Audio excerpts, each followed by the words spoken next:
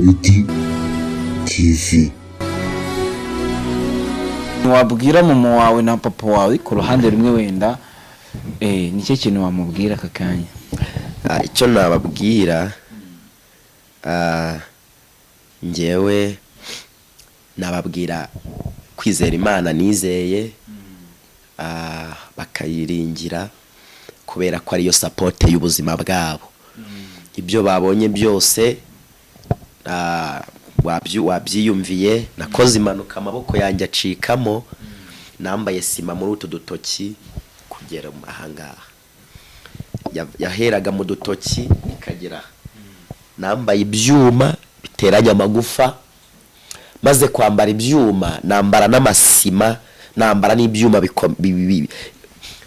munsi umwe hari umuntu wigeze abwira papa wanjye, aramubwira ngo umwana wawe mujyane mu kigo gishinzwe gufasha abantu bafite ubumuga. Ndavuga ngo ntabwo ngomba kuba muri icyo kigo gifasha abantu bafite ubumuga, kuko Imana navuganye nayo ifite umugambi kuri njyewe. Rero mu matwi yabo bumvishe mvuga Imana cyane. Ikintu nababwira ko ibintu byose babonye no kuba ndiho ari ya Mana nababwiraga. Ya Mana nababwiraga ndi muto, maze rero nababwira kwizera ya Mana nababwiye, nkababwira kwiringira ya Mana nababwiye, kandi njyewe nabo tugafatanya kuyizera no kuyiringira ndetse no kuyikorera muri rusange. Kuyikorera twembi tugahuza imbaraga tugakorera Imana, kuko ari ifite umugambi ku buzima bwacu twese. Yego. Cyo kubwira nicyo kintu wabwira Dawidi dusoza ikiganiro cyacu? Icyo nabwira Dawidi ubwo ni ugukomereza ahangaha, agakomeza Imana ye, agakomeza akagera ikirenge mu cy'Imana. Ubwo ntazatesuke ku murimo kw'iby'Imana yamushinze. Tega amatwi neza wumve, iyo ni impanuro y'umubyeyi umaze imyaka 10 tumva. Ibyo yamukoreye ni byinshi, ngo azakomeze anambe ku Mana ye. Impanuro Dawidi yamaze imyaka atumva. Yego. Ni byiza.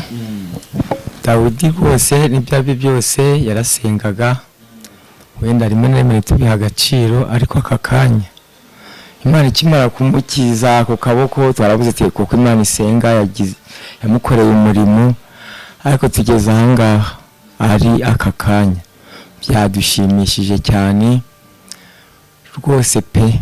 Nakomerezaho iyo Mana asenga ntakayiteshukeho, kandi n'ibyari byo byose natwe tumukuriyeho Imana nziza gusenga, kuko nibwo twarabigayaga, ariko tumenye ko ibintu byose bikorwa n'Imana.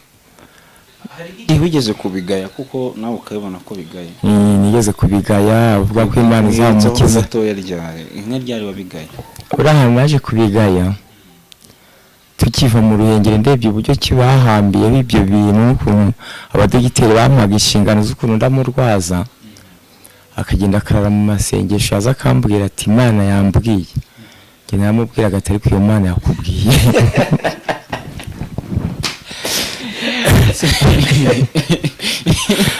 Yabyihamirije neza.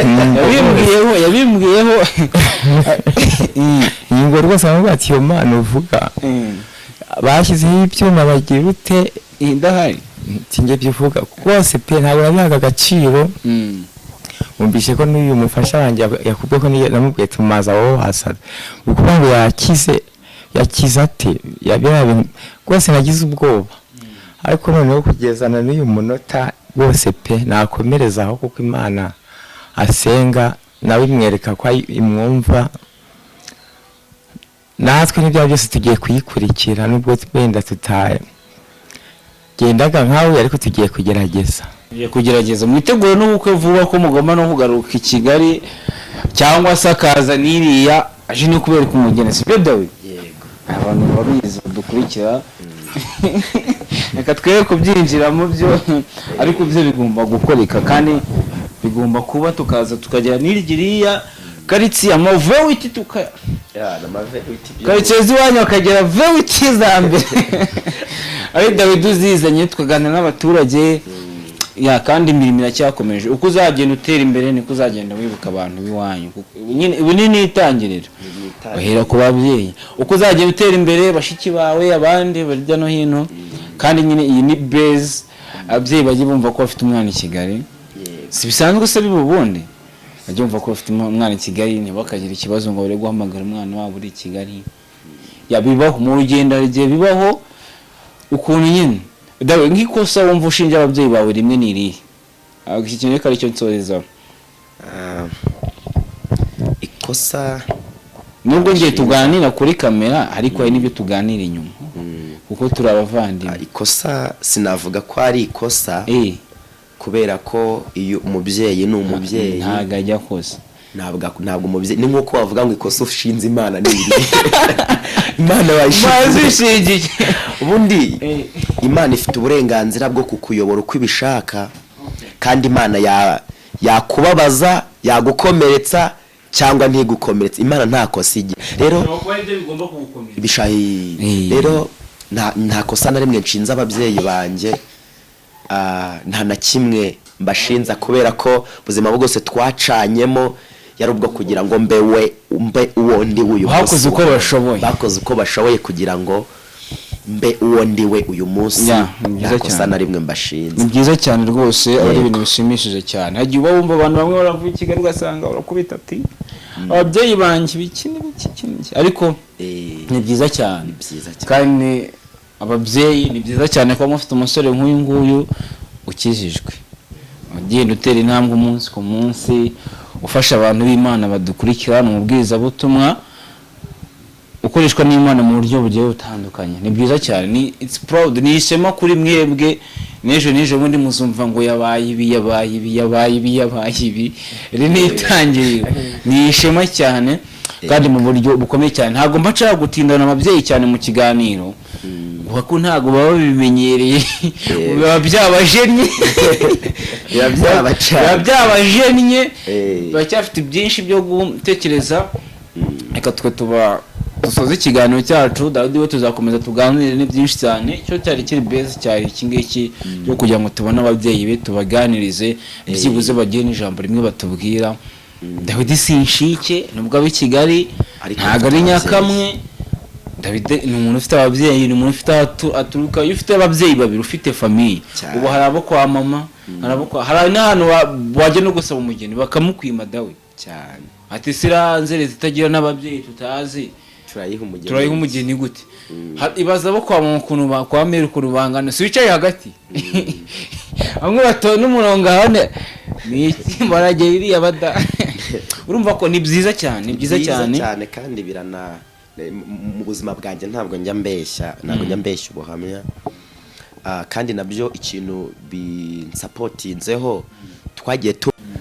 kandi ku mashusho taribyo baravuze ngo se ngo wacitse amaboko gute kandi yaratera rero biranshimisha ko hari abantu nanjye nagiye numva izo commentaire kavane se wacitsemo amaboko gute kandi none yateranye gute uyu ni papa wanjye wangwaje amaboko yanjye yacitsemo hagati rero buhamya mvuga nibwo ufite ibihamya kandi urabivugaga ashize umwaka ubimbwiye aho ngati betse nzaza ari ubuhamya bufite ibihamya nayo bwari umunsi umwe nzicara n'ababyeyi iby'Imana yakoze ni byinshi kandi ni bikomeye cyane reka dupfukame Dawidi dusengere asabire umugisha ababyeyi ubundi gahunda zikomeje dusoza ikiganiro cyacu dushimira abantu bose mwabanye natwe nimero ya Dawidi niyo ngiri hejuru ushobora kumuhamagara ukamuganiriza ushaka ko mukora n'umurimo w'Imana musengana by'umwihariko mu buryo bugiye butandukanye Dawidi mupfukame cyangwa ntari busengo ushaka wakicara ntari yego Mana y'imbaraga Imana y'ubutware Imana y'ubushobozi Imana igira neza nuzuye amashimwe n'umunezero mu mutima wanjye kubera surprise wakoze. Nsabiye umugisha buri muntu wese wari udukurikiranye muri iki kiganiro, reka ahemburwe n'iki kiganiro n'ubu buhamya. Ababyeyi banjye bakomereza amaboko, ubahe kukumenya no gusobanukirwa imbaraga zawe n'uburiwe mu buzima bwabo. Ndakwinginze kugira ngo amaso yawe ajye ahora babona kandi amatwi yawe ajye ahora bumva. Ndasenze kugira ngo imigozi yaboha ubuzima bwabo Imana yice, kandi zaba ziri kuri bo Imana izihagarike. Mugisha w'Imana ube kuri bo. Mana uri Imana ibohora, ubohore ababyeyi banye, maze etando lawi Jezikide bonema mandiko yasi regrere. Hari igihe umuntu avuka akavukira mu muryango utari mwiza, bikaba ngombwa ko hari ibintu bimukurikirana. Mana aho papa wanjye yabavukira hakaba hari ibintu bya bimukurikirana. Ndaciyo migozi, papa wanjye nabohoke, mama wanjye abohoke, babyeyi banjye ndabashinganishije, mbazamuye mu ngobyi y'amasengesho. Mana nyemerera ubarinde, kandi amaso yawe ajye ahora babona, kandi umugisha w'Imana usohore ku buzima bwabo. Babohoke ibiganza by'Imana aba ari byo bibafata mu izina rya Yesu. Byo baba baramaturiyeho ndazi binifo, mbivugurishije imbaraga z'Imana, mbihagarikishije imbaraga z'Imana nkorera. Ndaze bonekota mwambaro w'Imana, reka bawambare, kandi zebonema ujye ubayobora mu nzira zabo, uzabaye gusazira mu buntu bwawe mu izina rya Yesu. Maso adakwiye kubabona nakababone, matwi adakwiye kubumva nakabumve. Jya ubarinda abagome, jya ubarinda abarozi mu izina rya Yesu. Zabahe kurama. Ndasenze kugira ngo amaboko y'Imana babohoke nk'uko wambohoye nabo babohoke. Mbaraga za karande zaba zibagendaho, izo mu miryango bavukamo nonaha zicike mu izina rya Yesu. Ndindira ababyeyi kandi Mana ubandindire. Nsabiye umugisha abari badukurikiranye, abari muri Amerika, abari mu Rwanda, mu bihugu bigiye bitandukanye bigize isi bose. Imana shetopita fo menetando lawi Jezikide bonemande resevenikia. Imana ishimwe. Ngaho abagwayi Imana nibakize, abatameze neza Imana nibagirire neza. Mucyo w'Imana ube kuri bo. Ndabakunda, Imana ibaha umugisha. Mukore subscribe kuri Dawidi TV, YouTube yanjye yitwa Dawidi TV, ndetse no ku Nzozi Zacu TV. Imana ibahe umugisha. Shalom. Dawidi TV.